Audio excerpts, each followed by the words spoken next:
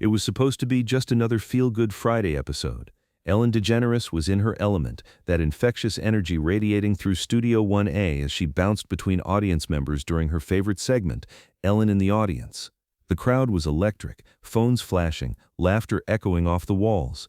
But then she asked one simple question to an 82-year-old woman in the third row, and everything changed. 3 words would stop the show, break Ellen's heart, and remind millions of viewers that sometimes the most powerful moments happen when we stop performing and start listening. Margaret Patterson sat quietly in row 3, her silver hair perfectly styled, wearing a powder blue cardigan that had seen better days but was clearly her best. She clutched a small purse in her lap and watched Ellen work the crowd with eyes that held both admiration and something deeper, a kind of longing that went unnoticed in the chaos of television magic. Margaret had won these tickets through a local radio contest, her first time ever in a television studio, her first time in Los Angeles. At 82, she had decided this would be her one adventure, her one moment of joy in what had become an increasingly lonely world. Ellen was moving through the audience with her signature blend of warmth and spontaneity, that natural ability to make everyone feel like they were chatting with a friend rather than being broadcast to millions. She had just finished laughing with a young couple celebrating their anniversary when her eyes landed on Margaret. Something about the older woman's gentle smile drew Ellen over. "Hi there, beautiful," Ellen said, kneeling beside Margaret's seat with that genuine warmth that had made her America's sweetheart. "What's your name?" Margaret Patterson, came the soft reply, her voice carrying the slight tremor of age, but maintaining a dignity that Ellen immediately recognized and respected. "Margaret Patterson. Well, Margaret, how are you doing today?" Margaret's eyes lit up slightly. "Oh, I'm wonderful now. This is like a dream." Ellen smiled, genuinely charmed by this sweet woman. "Is this your first time at the show?" "Yes, my very first. I've been watching you for 15 years, Ellen. You've been—" Margaret paused, searching for the right words. "You've been my companion." Something in that word, companion, made Ellen pause. There was weight to it, a story behind it. Ellen's expression softened as she leaned closer. "Your companion? Tell me more about that." Margaret's hands tightened slightly on her purse. "Well, you see, I watch you every day. Same time, same chair. It's like having a friend visit." The audience around them was listening now, sensing something deeper than the usual lighthearted exchange. Ellen's producer instincts kicked in. This felt like good television, authentic emotion that audiences craved. "That's so sweet, Margaret. And what makes you happiest? What gets you excited to wake up each morning?" It was meant to be an easy question, a setup for something uplifting, maybe a cute story about grandchildren or a hobby. Ellen was already anticipating Margaret's answer, ready to build on it with her trademark enthusiasm. Margaret looked directly into Ellen's eyes. For a moment, the studio noise seemed to fade. Then, with a clarity that cut through every sound in the room, she said 3 words that would change everything. "Being forgotten doesn't." The words hung in the air like a prayer that had been answered wrong. Ellen's smile didn't fade immediately. Her brain was still processing, still trying to make sense of what she'd heard. The audience around them began to quiet, picking up on the shift in energy even if they couldn't quite understand it yet. "I'm sorry," Ellen said softly, leaning closer. "What did you say?" Margaret's eyes filled with tears, but her voice remained steady. "You asked what makes me happy. Nothing does anymore, really. But being forgotten, being invisible, being like I don't exist, that doesn't make me happy. That's the only thing I know for sure." The silence that followed was unlike anything Ellen had experienced in 15 years of television. It wasn't the comfortable pause before a punchline or the dramatic beat before a reveal. This was the silence of recognition, of a truth so raw and honest that it demanded space to exist. Ellen's world stopped. The cameras kept rolling, the lights stayed bright, but for Ellen DeGeneres, everything else disappeared. She was no longer looking at a sweet elderly audience member, she was looking at someone's grandmother, someone's mother, someone who had been made invisible by a world that had forgotten how to see her. "Margaret," Ellen whispered, and her voice cracked slightly. "How long have you felt forgotten?" The tears came then, not just from Margaret, but from the audience members close enough to hear. Margaret's composure finally broke as she began to speak, her words tumbling out like water through a broken dam. "My daughter, she lives in Phoenix. We used to talk every week, but then life got busy for her. New job, new husband, new priorities. Now it's been almost 2 years since she called. I have 2 grandchildren I've never met. The youngest one, she's 3 now. She doesn't even know I exist. Ellen felt something crack inside her chest. This wasn't television anymore. This was a human being sharing the deepest pain of her existence with a stranger in front of millions of people because she had nowhere else to turn. Margaret, Ellen started, but the words caught in her throat. For perhaps the first time in her career, Ellen DeGeneres was speechless. Margaret continued, as if a floodgate had opened.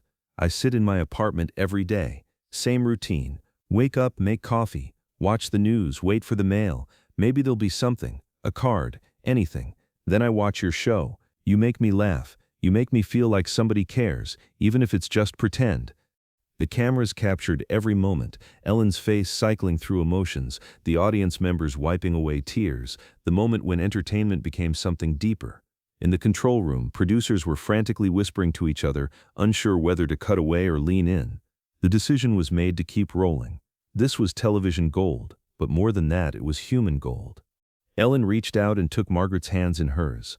They were soft, weathered, the hands of someone who had lived a full life but was now living it alone. Margaret, Ellen said, her voice stronger now, you are not invisible. Do you hear me? You are not forgotten. But I am, Margaret replied simply. When you get old, when you're not useful anymore, the world just moves on without you. I raised that girl, loved her, sacrificed everything for her, and now, Ellen's eyes filled with tears. Something about this moment was hitting her on a level that transcended her role as a host. Maybe it was thinking about her own mother, maybe it was confronting her own fears about aging, maybe it was just the pure humanity of Margaret's pain. Without warning, Ellen stood up and did something unprecedented. She turned to face the entire studio audience and called out, "Stop the music, stop everything." The studio fell completely silent. Ellen's voice carried across the space with an authority that surprised even her longtime crew members. "Ladies and gentlemen, I need your attention, all of you." Ellen's voice was shaking now, but it was strong.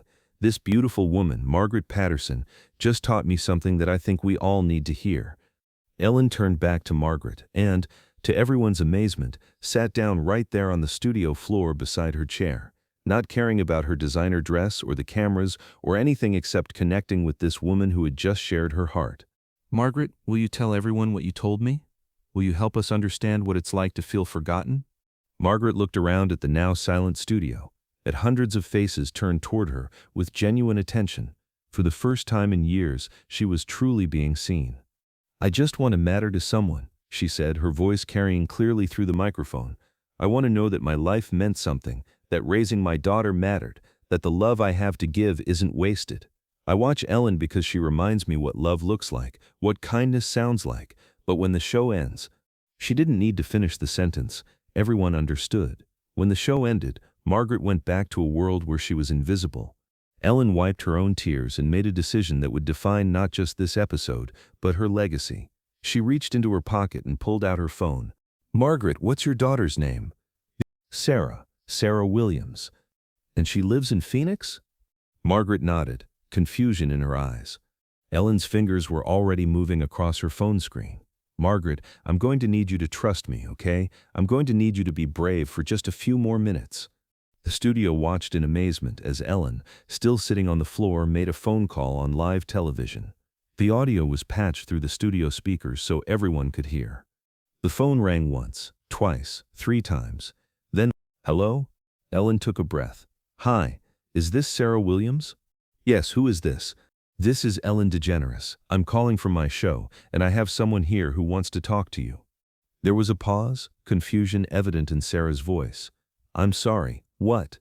Ellen DeGeneres?" "Sarah, your mother is here with me, Margaret Patterson. She's been my guest today, and she has something she wants to tell you." The silence on the other end of the line was deafening. In that silence, years of guilt, regret, and complicated emotions hung suspended. Ellen looked at Margaret, whose face had gone completely pale. "Margaret, your daughter is on the phone. What do you want to say to her?" Margaret's hands trembled as Ellen held the phone toward her. When she spoke, her voice was barely a whisper, but it carried the weight of 2 years of silence. "Sarah, baby, it's Mom." The sound that came through the speakers wasn't words, it was a sob, raw and immediate. "Mom, oh God, Mom, I'm so sorry." And then the studio witnessed something that no script could have written, no producer could have planned. They witnessed the sound of a relationship being rebuilt in real time, the sound of love finding its way back across years of hurt and neglect. "I've missed you so much," Margaret said, tears streaming down her face. "I've missed you and the kids so much it hurts to breathe sometimes." "Mom, I know. I've been so stupid, so selfish. I kept thinking I'd call tomorrow, and then tomorrow became next week, and then, oh God, Mom, I'm so sorry." Ellen wiped her own tears, but she didn't interrupt. This moment belonged to Margaret and Sarah.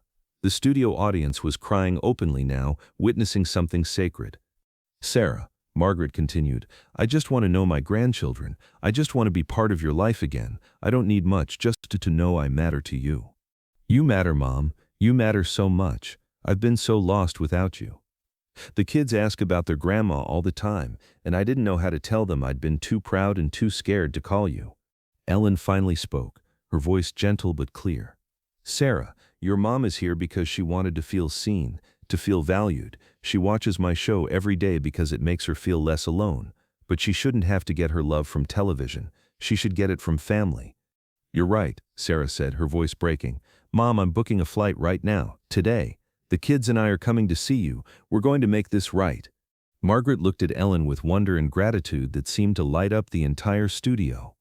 "Really? You're really coming?" "We're already looking at flights, Mom. I love you. We all love you. I'm so sorry I let you feel forgotten." Ellen stood up and helped Margaret to her feet. The entire studio erupted in applause, but it wasn't the usual show applause. It was the sound of people celebrating love, celebrating second chances, celebrating the end of loneliness for someone who deserved so much better. But Ellen wasn't finished. She addressed the audience directly. "You know what?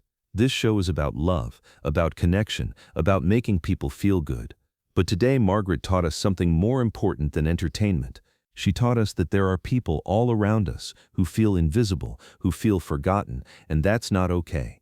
Ellen walked to center stage, her dress wrinkled from sitting on the floor, her makeup smeared from tears, looking more beautiful than she had ever looked on television. If you're watching this, and you have a parent, a grandparent, an elderly neighbor who you haven't spoken to in a while, I want you to call them. Today, right now. Don't wait for the perfect moment. Don't wait for them to call first. Be the love they need. Be the connection they're hoping for. The audience was on their feet now, not because they were cued to stand, but because they had witnessed something that demanded reverence. Ellen returned to Margaret, who was still processing what had just happened. "Margaret, I want you to know something. You came here today feeling forgotten, but you've just reminded millions of people about what really matters. You've reconnected with your daughter, and you've probably inspired thousands of family reunions." Margaret hugged Ellen with a strength that belied her 82 years. "Thank you," she whispered. "Thank you for seeing me." "Thank you for reminding me why I do this show," Ellen replied. As the episode ended and the cameras finally stopped rolling, Margaret didn't immediately leave her seat. She sat there holding her phone, which had been ringing non-stop with calls from Sarah, making plans, rebuilding a relationship that had been dormant too long. But the story didn't end there. 3 days later, Margaret and Sarah's reunion was everything they had hoped it would be. Photos of Margaret meeting her grandchildren for the first time went viral on social media, tagged with "No One Is Forgotten," a hashtag that Ellen had started. The episode became one of the most watched in Ellen's history, but more importantly, it sparked a movement. Nursing homes reported an unprecedented surge in visitors. Senior centers across the country were flooded with volunteers. The simple act of one elderly woman speaking her truth had created ripples of connection that spread far beyond that studio. Ellen received thousands of letters from viewers who had called their elderly relatives after watching the show. Stories of reunions, of forgiveness, of love rediscovered poured in daily. But perhaps the most meaningful letter came from Margaret herself, written in her careful handwriting on flower-printed stationery. "Dear Ellen," it read, "you asked me what made me happy, and I told you that being forgotten doesn't.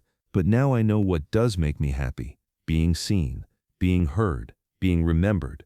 Thank you for giving an old woman the greatest gift of all, proof that her life matters. Love, Margaret, who is no longer invisible."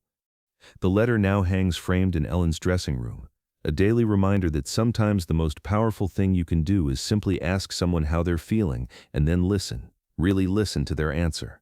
Margaret's story became a testament to the power of human connection, the importance of seeing the invisible among us, and the truth that it's never too late to heal a broken relationship.